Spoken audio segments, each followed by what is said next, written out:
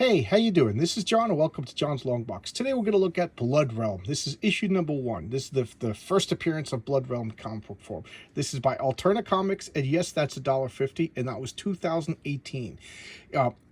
First, a little bit about Alterna Comics. It's a small comic book company run by a guy named Pete Samedi. A good guy. I had him on my channel. That's full disclosure. I also had Robert Geronimo on my channel the other day. But I only showcase comics that I like. Blood Realm is a comic that I like. And after meeting Robert Geronimo, I'm actually more excited to finish up. I can't wait to get issue number 13. So let's start with the commercial. Alterna Comics right now has the August campaign. So if you go to alternacomics.com, you could pre-order and you could get 2 wonderful Wolf and Batsy comics, Unit 44, the new issue of that, and Blood Realm, and I think there's something else, but my mind is gone blank. You could also go to Indiegogo and pledge. Whatever website you want to go to, you could pledge. If you go to the Alterna site, you got more options. Robert Geronimo has his own Indiegogo going on right now. For those of you who do not know, that's a crowdfunding site. You go there, you prepay, and then in a couple of months you get the stuff. Alterna is great. 100% satisfaction guaranteed. 100% they ship everything on time. They're a great company. And Robert Geronimo, you could get t-shirts and posters. I myself have pledged for that the cloth map, and you'll see the map at the end of this comic. Okay, now what is Blood Realm? Well, it's a horror fantasy is the only way I could describe it. It's actually pretty scary. In issue 2, there's a page that is legitimately frightening, and I think that we need to buy Blood Realm and keep Robert Geronimo from going outside of his house, because he's dreaming up these nightmare visions, and I don't know, there's something wrong with him. So it's a civic duty to buy Blood Realm and keep Robert Geronimo indoors where he belongs. Okay, so now let's look at this comic.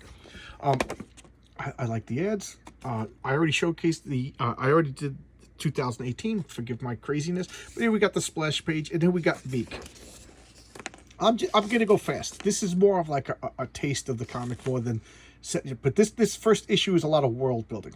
Sets you up in the world of Mordrin, so Meek is he is us right now. He's telling the story, and he's meeting this darkness, and this is like this Sauron type figure that is just like absolute evil. But here's where the story really begins. We got this queen over here, and the queen is watching her daughter die, and you know, let's face it, nobody wants to see that. So she orders this guy Lycurgus to go out and kill the last of the old beasts. And the old beasts are like blessed, beloved creatures by the gods. They're all unique, but the only commonality is their blood is rumored to be able to cure all diseases.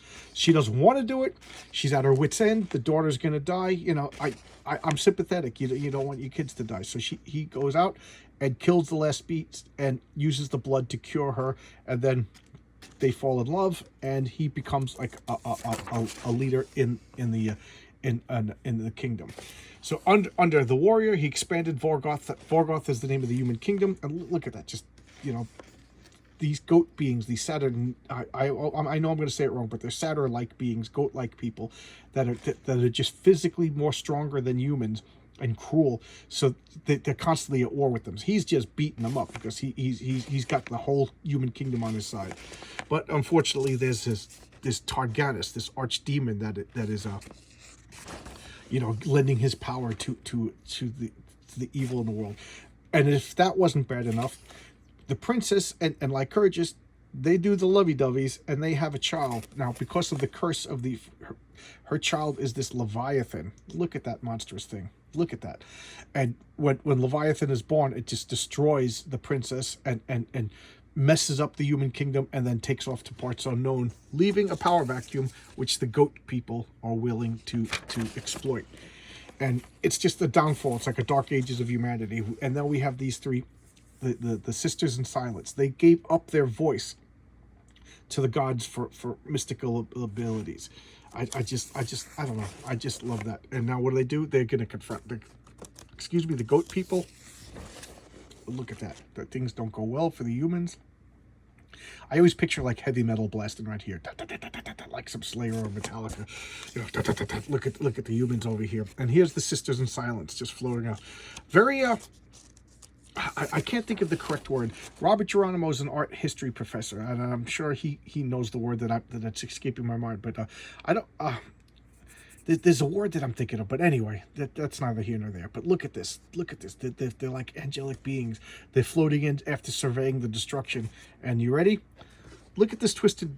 I'm saying Robert Geronimo is a twisted human being. Okay, look at this drawing that he makes. It's horrific, you know, and it only gets more horrific. I got to say, this guy could draw monsters. He could draw the hell out of a monster, makes him scary. I'm not joking when I say in issue 2, there's a scene that actually made me jump. Look at the hand, just, oh my god. And the three sisters, she's giving them the orders, and this is an ad for the Gnome Legends that I need to look up. I really like this. I gotta check this out, the Gnome Legends. Okay, Stephen Moore. I gotta look that up. So they're talking about this black heart. Maybe it'll tip the balance, you know, and the goat people. They got to get it before the goat people. And what is the black heart? Well, there was this Lord Cyphus. He was a sorcerer. Now there's another third race. So we got humans, and then we got the Saturninians, the goat people, and then there's a third race of mages, and they're not quite human, but they look human, and they're more adept at magic. So they're a third faction. And this guy, Lord Cyphus, he worshipped Lord Targanis, who is like the evil darkness Sauron figure. And you know, they just look at this. And he was took more power onto himself, you know, in a oh, I skipped a page. Did I skip the page? Yes, I did. I skipped a page. And unfortunately, or fortunately, depending upon your point of view, he was murdered, ruined, and his black heart was still beating for over 100 years. And it contains like his power, you know, of this guy who was like a living vessel for Lord Targanis. And that's this. Look at this. It's just doom, you know. What are they doing? The sisters now are confronting the goat people. Look at these monsters. Look at these monsters. And they're beating up poor Meek over here. And now Meek turned around, and now, you know, there's going to be a confrontation. And here we have a map of Mordrin. I love maps. So for those of you who are interested, you can buy a cloth map on I'll put all the links in the description of Satyria. So they're the Satyrians. I know I was saying it wrong, the Forbidden Desert. So this is Vorgoth, the human kingdom. And this line, this river is the border, but they're always fighting and clashing. Just so good, you know. I'm really digging it. I'm really digging. And of course, there's dragons, and I really like the way Robert Geronimo draws the monsters. So here we got the Sisters of Silence, Queen Aura, and the gangly misshapen Meek.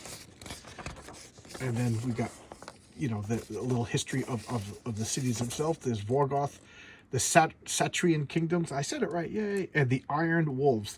The Iron Wolves are like a paladin class, like a priest class, led by the main character, Chiron. I'm gonna say his name wrong, so I won't say it.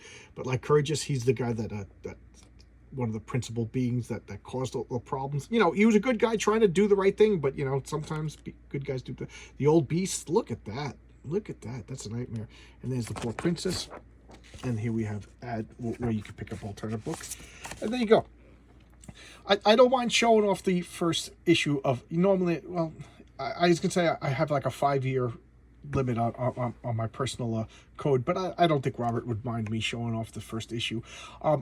You could still get this at Alterna Comics, and I really like it. There's time gaps, so you'll go to the future and read about the future of the Blood Realm. You'll go to the past to read about, you know, Robert's got an amazing imagination where he could, you know, millennia could pass by and keep a coherent, consistent story, you know, where the rules of magic don't really change, you know, like, so you know, like there's a couple instances where these guys are summoning up the power for magic, and you know that it's going to be consequential to themselves personally. So, you know, I like that. I don't like when magic is just a get out of jail free card that writers use to get them out of a corner. No, the magic is there's consequences to magic, and I dig that. So there you go. That's Blood Realm.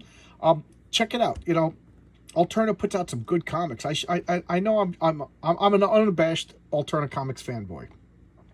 So if you called me on that, you know, it's like saying water is wet. That's because I do believe in the company. I think the owner Pete's a good guy. Brian Bauer does Wolf and Batsy. Fabrizio Aiello does Horace H. Harving. Horace H. Hoover, and Robert Geronimo does this, and Wes Locker does Unit 44. They're all decent guys, great guys. Great customer service. It's a good company. I don't mind being a pusher for them. Why not? What else? We love comic books, and these guys love making comic books. So there you go. I'll see you tomorrow with another video. Bye bye.